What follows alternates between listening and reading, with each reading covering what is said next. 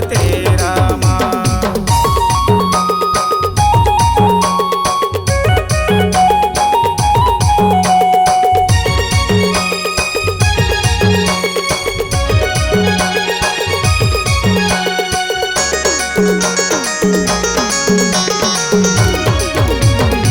छौड़ी कर भीजे साया साड़ी हो, फौजी कर भीजे लंबी केस, फौजी कर भीजे लंबी केस, गली में करे दुनू भेंट।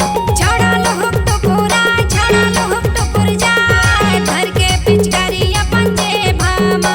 छौड़ी चमकत आए, छौड़ी चमकत जाए, गावे के सुंदर पतेरा माँ।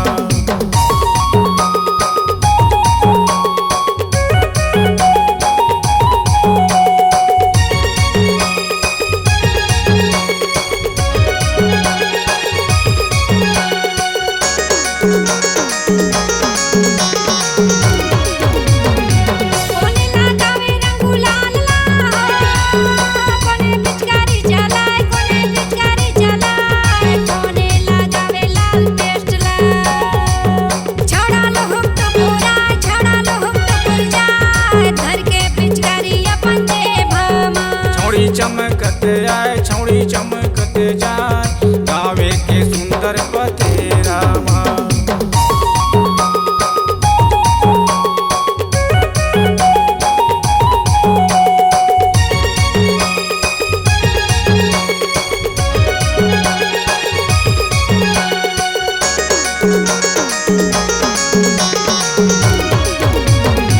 संगी लगावे लाल गुलाल ला हो, सैया पिचकारी चलाए, सैया पिचकारी चलाए, साली लगावे लाल पेस्ट ला।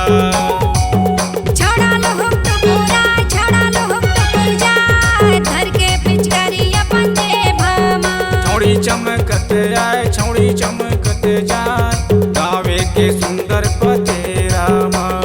धर के पिचकारी अपन जेबामा।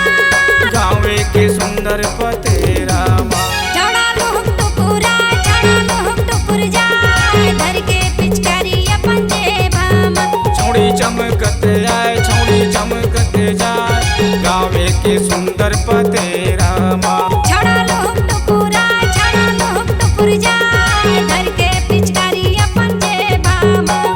धर के पिचकारी अपन जेबामा, धर के पिचकारी अपन जेबामा।